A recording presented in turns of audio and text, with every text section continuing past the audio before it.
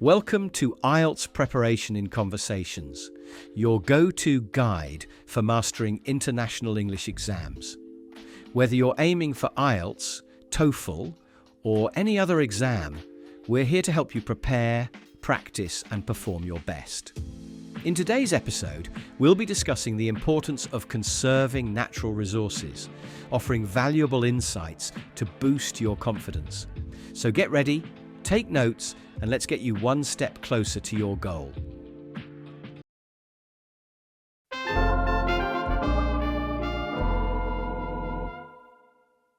Isn't it amazing, James? All this beauty, trees, clean air, the sound of the birds, it's a reminder of how important it is to take care of nature. I've been thinking a lot about conserving natural resources lately. I get what you mean, Jess. Conservation is important, sure, but isn't it a bit exaggerated sometimes? The Earth has been here for years. Can't it take care of itself? That's a fair question, James, but I'd say no. The Earth can recover, but the problem is how much damage we're causing and how fast we're doing it. Natural resources aren't infinite. If we don't act responsibly, we'll reach a point where recovery won't be an option. I don't know, Jess. People have been using resources for centuries. What's different now? Well, for starters, there are a lot more people now. Population growth means more demand for water, energy, and land. Plus, technology and industries have advanced so much that we're depleting resources faster than they can replenish. Look at deforestation. Forests are disappearing at an alarming rate. And it's not just about losing trees, it's about losing ecosystems and the balance they provide. I see your point, but isn't technology also part of the solution? Renewable energy, efficient farming techniques, and even desalination plants for water. Aren't these enough to balance things out?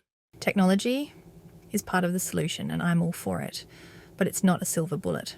For instance, renewable energy is amazing, but it's not widely adopted yet. And while we're developing solutions, we're still polluting, cutting down forests, and wasting resources. Conservation is about reducing what we take right now while finding sustainable ways to meet our needs. Fair enough, but here's another thing. Don't you think conservation can sometimes limit progress? Like, what about countries that are still developing? Telling them to conserve could hold them back from catching up to the rest of the world.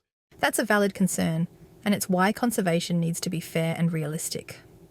Developing countries shouldn't bear the brunt of conservation efforts alone. In fact, wealthier nations, which have historically consumed the most resources, should lead the way by providing funding and sharing sustainable technologies. It's about collaboration, not competition. Okay, that sounds reasonable. But how do you convince people, especially those who don't see the immediate effects of resource depletion, to care about conservation? Good question. It starts with awareness.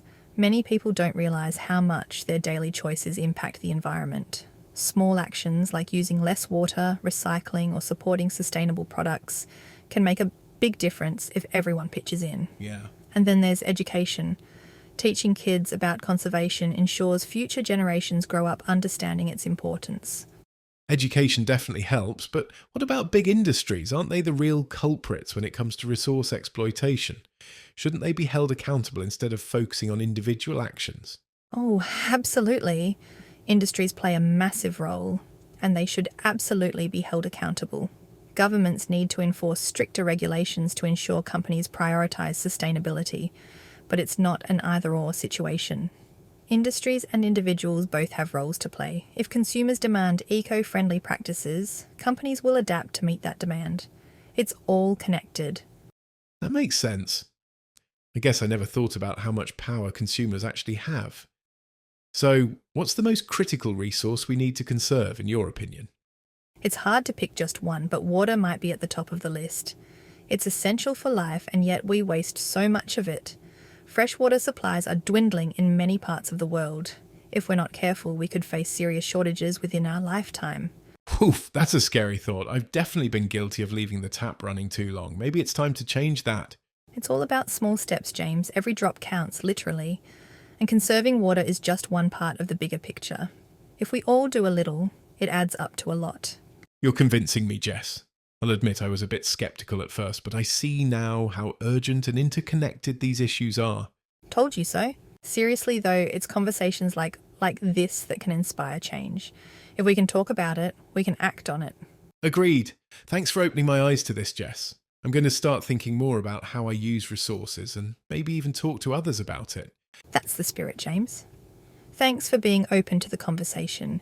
Here's to doing our part to protect the planet for future generations. Absolutely, and thanks for the chat, Jess. Let's keep talking about these important issues. Deal.